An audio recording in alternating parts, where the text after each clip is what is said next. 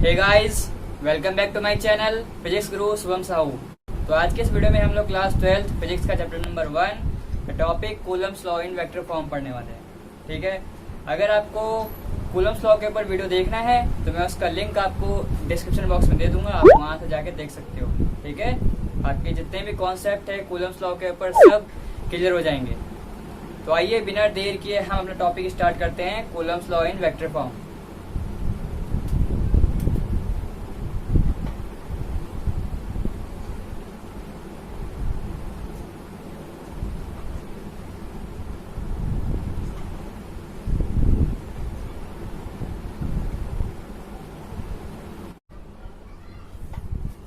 हाँ, तो सबसे पहले जानते हैं कि ये Coulomb's law in vector form का क्या मतलब क्या है।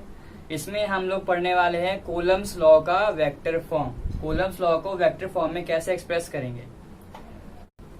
तो कूलम्स लॉ से जो फॉर्मूला हमारा डिराइव होके आता है इलेक्ट्रोस्टैटिक फोर्स का, वो क्या होता है, वो होता है F इक्वल टू में K Q1 Q2 अपॉन में R स्क्वायर। यही होता है, यही फॉर्मूला आता है हमारा ड्राइव करके। अब इसी का हम लोग वेक्टर फॉर्म पढ़ने वाले हैं कि इसको वेक्टर फॉर्म में हम लोग कैसे शो करेंगे। ठीक है, क्लियर है। तो आइए देखते हैं। अब मैं आपको एक ऐसा मूल मंत्र बताऊंगा जिससे ये टॉपिक आप सभी लोगों के लिए बहुत ज्यादा इजी हो जाएगा। एक ऐसा मूल मंत्र है, अगर वो चीज आपको याद है तो ये टॉपिक कुछ नहीं है। ये टॉपिक जस्ट एक हलवा है, हलवा भी नहीं, 2 मिनट की जैसे मैगी होती है ना, बिल्कुल वैसी है ये टॉपिक। और वो मूल मंत्र है क्या, वो आपको याद है कि नहीं, वो आपने 11th में पढ़ा हुआ है, वेक्टर्स में आपने पढ़ा होगा। अच्छा, मैं एक चीज पूछता हूँ कि मुझे ये बताओ, किसी भी क्वांटिटी की डायरेक्शन को शो करने के लिए हम लोग कौन सा वेक्टर यूज करते हैं, याद है? सोचो, ऐसा कौन सा वेक्टर है जिसे हम यूज करते हैं किसी भी क्वांटिटी की डायरेक्शन को शो करने के लिए। या फिर मैं ऐसे ही पूछता हूं कि ऐसी क्या चीजें हैं जो हमें चाहिए किसी भी वेक्टर को लिखने के लिए। बताओ, याद आया? याद आया? हाँ हाँ हाँ, निकालो निकालो निकालो, अपने अंदर से निकालो, जो भी तुम सोच रहे हो उसे निकालो अपने आप से। आया आया आया? नहीं आया? अरे अरे अरे, कोई नहीं, मैं बताता हूँ, रुको। अगर तुम्हें याद हो तो किसी भी क्वांटिटी को वेक्टर फॉर्म में लिखने के लिए हमें सिर्फ 2 चीजें चाहिए। क्या क्या चाहिए? उसका मैग्नीट्यूड और उसका यूनिट वेक्टर। याद आया? भूल गए? जैसे कि ए कैप है, ठीक है, ए कैप क्या है, ये एक यूनिट वेक्टर है। इसका फॉर्मूला क्या होता है, ए वेक्टर अपॉन में मॉड ए वेक्टर। याद आया? ये होता है हमारा यूनिट वेक्टर। तो अगर मुझे यहां से ए वेक्टर कितना आ जाएगा, ए कैप, या फिर ऐसे कह लो मॉड ए वेक्टर और ए कैप, ये आ जाएगा vector. A vector equal to में मॉड ए वेक्टर और ए कैप। तो इसका मतलब क्या हुआ, किसी भी वेक्टर को लिखने के लिए हमें क्या चाहिए, मतलब किसी भी क्वांटिटी को वेक्टर फॉर्म में लिखने के लिए हमें क्या चाहिए, उसका मैग्नीट्यूड और उसका यूनिट वेक्टर चाहिए। क्लियर है? अगर तुम्हें ये चीज याद है ना, तो ये कुछ भी नहीं है, कुछ भी नहीं है। ये बहुत ही इजी टॉपिक है, बहुत ही इजी टॉपिक, फ्री फंड का मिला हुआ टॉपिक है तुम्हें। ठीक है, तो हम इसी का यूज करके इसे प्रूव करेंगे और इसे अच्छे से, इसका मतलब देखो, ठीक है, इसी का यूज करके हम इसे करेंगे। ठीक है, A vector equal to mod A vector A cap. किसी भी वेक्टर को लिखने के लिए हमें क्या चाहिए, उसका मैग्नीट्यूड और उसका यूनिट वेक्टर। तो आओ देखते हैं कि इसकी हेल्प से हम लोग कैसे ऐसे करते हैं वेरी इजीएस्ट वे में। हाँ, तो स्टार्ट करते हैं। तो इसे करने से पहले हम लोग सबसे पहले क्या करेंगे, हम लोग सबसे पहले 2 पॉजिटिव पॉइंट चार्ज को एज्यूम करेंगे और ऐसा मानिए कि वो दोनों ही एक दूसरे से r डिस्टेंस से सेपरेट है। ठीक है, देखो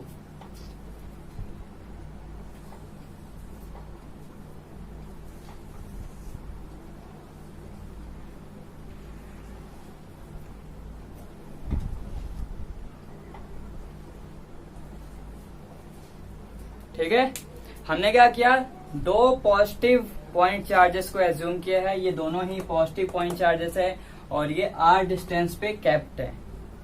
क्लियर, यहां तक क्लियर है। अब इसे हमें करना है वेक्टर फॉर्म में, तो ये चीज याद रखना है इसमें, F इक्वल टू में KQ1 Q2 अपॉन में R स्क्वायर। कूलम्स लॉ से हमारे यही आया था, F इक्वल टू में KQ1 Q2 अपॉन में R स्क्वायर, यही आया था हमारा। इसी को हमें करना है वेक्टर फॉर्म में। ठीक है, अब देखो,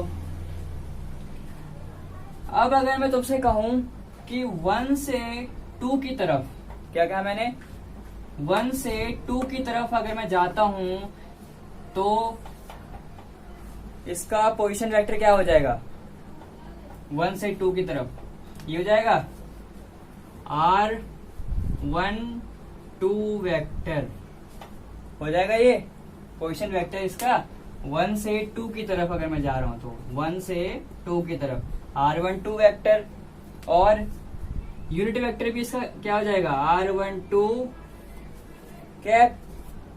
ठीक है, अब अगर मैं, ये मेरे हो गया इस डायरेक्शन में, अब अगर मैं 2 से 1 की तरफ जा रहा हूं, कहा जा रहा हूं, 2 से 1 की तरफ, 2 से 1 की तरफ इधर, तो इसका वेक्टर क्या बन जाएगा, पोजीशन वेक्टर क्या बनेगा, ये बनेगा R21 वेक्टर या फिर R21 कैप, जो कि इस डायरेक्शन में होगा। क्लियर है, ठीक है ना। इस डायरेक्शन में जा रहे हैं तो क्या होगा, R12 वेक्टर या फिर यूनिट वेक्टर, और अगर 2 से 1 में आ रहे हैं, 2 से 1 में आ रहे हैं तो क्या हो जाएगा, R21 वेक्टर या फिर R21 कैप यूनिट वेक्टर। ठीक है, चलो ये तो थी पोजीशन वेक्टर की बात। जब मैं 1 से 2 में जाऊंगा या 2 से 1 में आऊंगा तो हमारा पोजीशन वेक्टर क्या बनेगा। अब दोनों ही पॉजिटिव नेचर के हैं, ठीक है, दोनों ही r डिस्टेंस पर हैं, पॉइंट चार्ज है, तो कूलम, तो अकॉर्डिंग टू कूलम लॉ इनके बीच में एक फोर्स अप्लाई होना चाहिए, होगा। कौन सा फोर्स अप्लाई होगा, फोर्स ऑफ रिपल्सन अप्लाई होगा। Q1 Q2 के ऊपर फोर्स लगाएगा और किधर भेजेगा, धक्का देगा उसको, दूर भेजेगा उसको। ठीक है, Q1 इसके ऊपर फोर्स लगाएगा तो वो ऐसे लगाएगा ना, इस डायरेक्शन में लगाएगा। तो Q2 के ऊपर, क्या कहा मैंने, Q2 के ऊपर Q1 की वजह से कितना फोर्स अप्लाई हो रहा है और किस डायरेक्शन में हो रहा है। तो Q2 के ऊपर जो फोर्स अप्लाई होगा उसकी डायरेक्शन क्या होगी, ये होगी,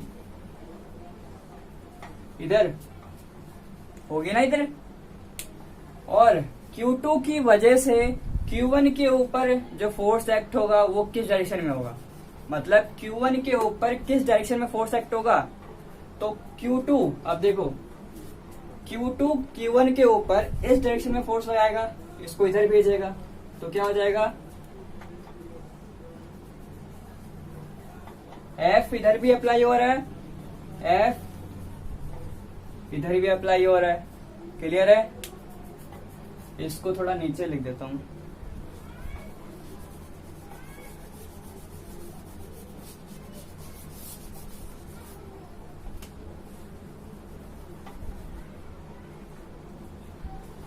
ठीक है,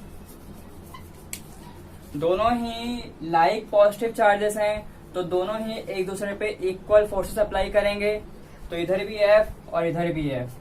लेकिन क्या ये वेक्टर फॉर्म में, नहीं ना, ये तो हमने जस्ट एक मैग्नीट्यूड के अकॉर्डिंग इसका सिंबल यहाँ पे डाल दिया है, लेकिन हमें क्या पढ़ना है, वेक्टर फॉर्म पढ़ना है ना। तो इसका वेक्टर सिंबल क्या हो जाएगा, वेक्टर सिंबल अगर हम लिखना चाहे तो क्या होगा, Q2 के ऊपर Q1 की वजह से क्या फोर्स होगा, ध्यान से सुनना मैं क्या कह रहा हूं, Q2 के ऊपर Q1 की वजह से क्या फोर्स हो जाएगा, वो है ना। तो क्या होगा, फोर्स किसके ऊपर अप्लाई हो रहा है, 2 के ऊपर, तो F2, और कौन कर रहा है अप्लाई, 1, तो F2 1, वेक्टर। ठीक है, तो ये सिंबल है फोर्स का जो Q2 के ऊपर एक्ट होगा। मतलब F2 1 vector, force on 2 due to 1 की वजह से 2 के ऊपर फोर्स है F2 1 वेक्टर। ठीक है, अब दूसरा सिमिलरली 1 के ऊपर, तो 1 के ऊपर कौन फोर्स अप्लाई कर रहा है? 2 वाला अप्लाई कर रहा है ना, 2 वाला चार्ज, ये वाला चार्ज अप्लाई कर रहा है Q2। तो क्या हो जाएगा यहाँ से F, तो सबसे पहले देखो कि अप्लाई किसके ऊपर हो रहा है? 1 के ऊपर। 1 कौन कर रहा है? 2, F1 2 वेक्टर। क्लियर हुआ? Force on 2 due to 1, force on 1 due to 2। तो ये है इसके वेक्टर सिंबल इन दोनों फोर्सेस के। अब देखते हैं कि इन दोनों फोर्सेस के वेक्टर फॉर्म में क्या वैल्यू होती है। अब देखो फोर्स का फॉर्मूला क्या आता है? फोर्स इक्वल टू में K Q1 Q2 अपॉन में R स्क्वायर, ये होता है कूलम्स लॉ। ठीक है, पर ये तो सिर्फ मैग्नीट्यूड है ना। हमें क्या पढ़ना है? वेक्टर फॉर्म पढ़ना है।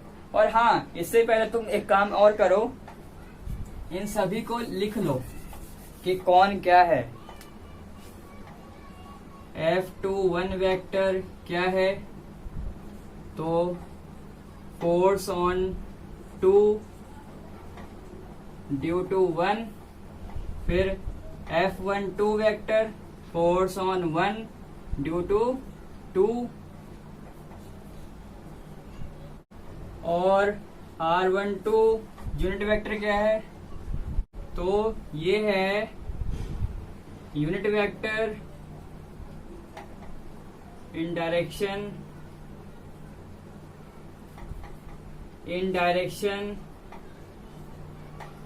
फ्रॉम Q1 टू Q2 ये है। और R21 unit vector, R21 cap क्या है? Unit vector in direction from Q2 to Q1। ठीक है, ये हमने यहाँ पे लिख दिया है ताकि हमें मालूम रहे कि कौन क्या है। ठीक है, इन सबकी पहचान है, ये नाम दे दिया हमने इसको ताकि ये खो ना जाए। ठीक है, अब हम आगे बढ़ते हैं। अब देखो, अब ये F21 जो फोर्स अप्लाई हो रहा है इसकी वैल्यू क्या होगी? तो ये लिख लिया। अब मैं इसको मिटा देता हूं, इसके आगे बढ़ेंगे फिर।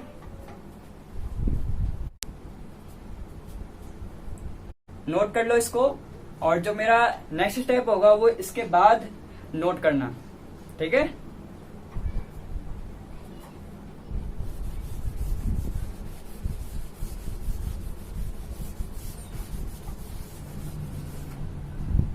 हाँ, तो ये F21 की वैल्यू क्या हो जाएगी? हमें निकालना है फोर्स ऑन 2 ड्यू टू 1, तो क्या हो जाएगा? F2 1 vector. हमें ये निकालना है। अब किसी भी क्वांटिटी को वेक्टर फॉर्म में लिखने के लिए हमें क्या क्या चाहिए? उसका मैग्नीट्यूड और यूनिट वेक्टर। तो ये देख लो, पहले यहाँ पे इसका आएगा मैग्नीट्यूड, F2 1 वेक्टर का मैग्नीट्यूड, और क्या आएगा? इसका यूनिट वेक्टर आएगा, F का यूनिट वेक्टर, F12 का। तो F12 वेक्टर का मैग्नीट्यूड क्या है? वो है हमारा K Q1 Q2 अपॉन में R स्क्वायर। ठीक है, K Q1 Q2 अपॉन में R स्क्वायर। और F वेक्टर की डायरेक्शन में देखो कोई कौन सा यूनिट वेक्टर है? देखो ये वाला है R12 कैप। ठीक है ना, लिख दो इसको, R12 यूनिट वेक्टर। ये मेरा है F2 1 वेक्टर आया। ठीक है, क्लियर है? F2 1 वेक्टर की वैल्यू इतनी आ गई इन फॉर्म ऑफ वेक्टर। अब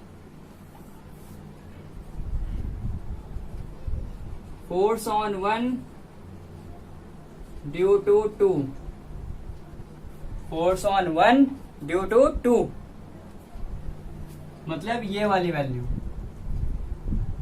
तो F12 vector is equal to same as जैसे हमने इसमें किया था, इसका मैग्नीट्यूड क्या है K Q1 Q2 अपॉन में R स्क्वायर और इसका यूनिट वेक्टर। तो इस डायरेक्शन में यूनिट वेक्टर कौन सा है R21 कैप। तो क्या आ जाएगा K Q1 Q2 अपॉन में R square R21 unit vector, R21 unit vector. तो ये हो गया F21 की वैल्यू इन वेक्टर फॉर्म और ये हो गया तो ये हो गया F12 की वैल्यू इन वेक्टर फॉर्म और ये F21 की वैल्यू इन वेक्टर फॉर्म। अगर तुम इन दोनों को ध्यान से देखो तो ये R12 यूनिट वेक्टर इक्वल है negative of R21 unit vector के है। ये R12 और R21 वेक्टर ये इक्वल है बट इन अपोजिट डायरेक्शन है। तो इसलिए हम ये कह सकते हैं कि R21 unit vector is equal to में minus of R21 vector. Magnitude तो सेम है ना इनका, लेकिन क्या फर्क है, बस डायरेक्शन का फर्क है। तो डायरेक्शन के लिए यहाँ पे नेगेटिव साइन आ गया। अब देखो, अब इसका मतलब क्या हुआ, ये और ये इक्वल है, बस फर्क क्या है कि डायरेक्शन का फर्क है। तो हम ये यहां से कह सकते हैं कि F21 vector is equal to negative of F12 vector, कह सकते हैं हम, कह सकते हैं ना, कह सकते हैं। देखो इसमें F21 में ये चीज तो मैग्नीट्यूड इन दोनों का पहले से ही सेम है। बात थी यूनिट वेक्टर की, तो ये भी आपस में क्या है, सेम है बट इन अपोजिट डायरेक्शन है। मैग्नीट्यूड वाइज अगर देखा जाए F21 वेक्टर और F12 वेक्टर दोनों ही सेम है लेकिन अपोजिट डायरेक्शन में है, तो इसलिए यहाँ पे माइनस साइन आ गया। ठीक है, F21 वेक्टर इक्वल टू में नेगेटिव ऑफ F12 वेक्टर है। क्लियर है, तो हमारा ये आ गया। और फोर्सेस की वेक्टर फॉर्म हमने लिख लिया, ये रहा एक और ये रहा एक। ठीक है, इन दोनों से हमारे पास क्या रिजल्ट आया, F21 वेक्टर जो है इक्वल है नेगेटिव ऑफ F12 वेक्टर के। मतलब कि क्या हुआ, equal and opposite forces act हो रहे हैं यहाँ पे। और अगर तुम्हें याद होगा तो न्यूटन्स का थर्ड लॉ ने क्या कहा था, every action there is an equal and opposite reaction. ठीक है, तो यहाँ पे ये हो रहा है, जितना फोर्स Q2 पे अप्लाई हुआ उतना ही फोर्स Q1 पे भी अप्लाई हुआ बट इन अपोजिट डायरेक्शन। और न्यूटन के थर्ड लॉ ने भी यही कहा था, जैसे कि अगर मैं इस बोर्ड पे फोर्स लगाता हूँ तो ये बोर्ड भी मेरे पे सेम अमाउंट का फोर्स एक्ट करेगा लेकिन अपोजिट डायरेक्शन में। और यही चीज यहाँ पे भी अप्लाई हो रही है। मतलब हम ये कह सकते हैं इस स्टेटमेंट से कि कूलम्स लॉ जो है वो न्यूटन का थर्ड लॉ ओबे करता है। क्लियर है, इससे हमारा एक पॉइंट निकल कर आया। लिख लेना इसको यहाँ पर, कूलम्स लॉ ओबे न्यूटन्स थर्ड लॉ। ठीक है, लिख लेना इसको पॉइंट बना के, कूलम्स लॉ ओबे न्यूटन्स थर्ड लॉ। ठीक है, तो यही था आपका Coulomb's law in vector form. कितना इजी से है ना। अगर तुम्हें ये चीज याद है कि किसी भी क्वांटिटी को वेक्टर फॉर्म में लिखने के लिए हमें क्या चाहिए, उसका मैग्नीट्यूड चाहिए और क्या चाहिए, यूनिट वेक्टर चाहिए। तो देख लो, इसका मैग्नीट्यूड ये है और इस डायरेक्शन में यूनिट वेक्टर क्या था, R12 कैप, जो हमने लिख लिया। मैग्नीट्यूड यूनिट वेक्टर, तो ये हमने इसको वेक्टर फॉर्म में लिख दिया। इसमें भी सेम ऐसे ही किया, मैग्नीट्यूड और यूनिट वेक्टर से हमने इसका वेक्टर फॉर्म लिख लिया। तो ये हमारा हो गया कूलम्स लॉ का वेक्टर फॉर्म। ठीक है, और यहाँ से हमने ये रिजल्ट निकाल दिया कि ये न्यूटन के थर्ड लॉ को ओबे करता है। अगर तुम्हारे एग्जाम में ये आता है कि ये शो करो कूलम्स लॉ न्यूटन के थर्ड लॉ को ओबे करता है, तो ये प्रूफ कर देना, लिख देना इसी को प्रूफ कर देना। ठीक है, ये हो जाएगा प्रूफ। ठीक है, तो आई होप सो कि आपको ये वीडियो क्लियर होगा और ये टॉपिक में कोई डाउट नहीं होगा। अगर कोई डाउट है भी तो नीचे कमेंट करना, मैं बता दूंगा, ठीक है। और अगर आपको वीडियो पसंद आया हो तो इसे लाइक करना, शेयर करना और सब्सक्राइब करना, ताकि ऐसी वीडियोस आपको और मिलती रहे। और इसे शेयर जरूर करना ताकि हर एक नीडी बच्चे को ये वीडियो मिल सके, ठीक है। तब तक के लिए स्टे होम, स्टे सेफ और एग्जाम्स की प्रिपरेशन करते रहो। Good luck.